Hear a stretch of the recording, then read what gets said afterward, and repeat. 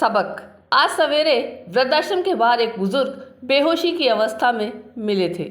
ऐसा लग रहा था कि रात के अंधेरे में कोई उनको चुपचाप छोड़कर चला गया था। डॉक्टर की देखरेख में 3-4 दिन में उनकी स्थिति में काफ़ी सुधार था। अब वो थोड़ा बोलने की हालत में थे।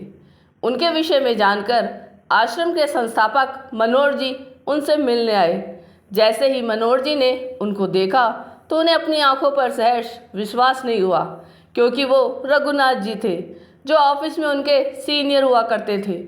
ऑफिस में काम करते समय रघुनाथ जी को सिर्फ अपने बेटों की चिंता रहती थी।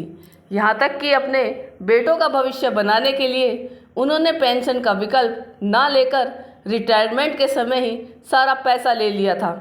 उस समय मनोहर जी ने उनको ऐसा ना करने के लिए काफ़ी समझाया था, पर उन्होंने अपने दोनों बेटों को अपनी 2 आंखें बताते हुए किसी की भी ना सुनी थी।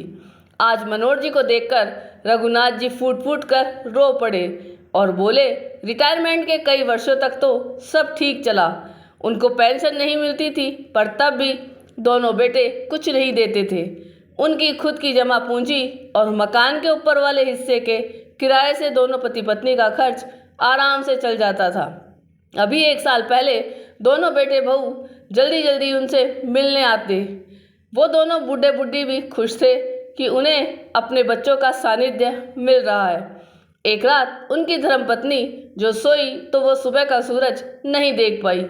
पत्नी की तेरवी के बाद भी दोनों बेटे अपने परिवार के साथ उनके साथ रहे और उनका बहुत ख्याल रखा। इसी बीच उन्होंने घर और संपत्ति के सारे पेपर्स पर बहला फुसला कर रघुनाथ जी के हस्ताक्षर करवा लिए थे और ऊपर के हिस्से में रहने वाले किराएदार से भी मकान खाली करवा लिया था।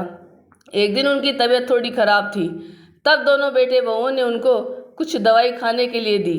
फिर उसके बाद उनको पता नहीं वो यहाँ तक कैसे पहुँचे। उनकी बातें सुनकर मनोहर जी ने रघुनाथ जी से उनके बेटों के फ़ोन नंबर लिए, पर वो सारे नंबर बंद आए। उनके बताए पते पर आश्रम के एक प्रतिनिधि को भेजा तो वहाँ पर भी ताला था। रघुनाथ जी के पास दोनों बेटों का पता भी नहीं था। अब रघुनाथ जी बस यही कह पाए कि जीते जी अपनी सारी संपत्ति अपने बच्चों के नाम कर देना अपने पाँव में कुल्हाड़ी मारना है। काश समय रहते हम सभी इस सबक को सीख जाए तो जीवन की संध्या में इतने दुख ना झेलने पड़े। आपको ये कहानी कैसी लगी ये कमेंट करके ज़रूर बताइएगा। चैनल पे नए हो तो सब्सक्राइब ज़रूर कीजिएगा और वीडियो को लाइक और शेयर कीजिएगा। धन्यवाद।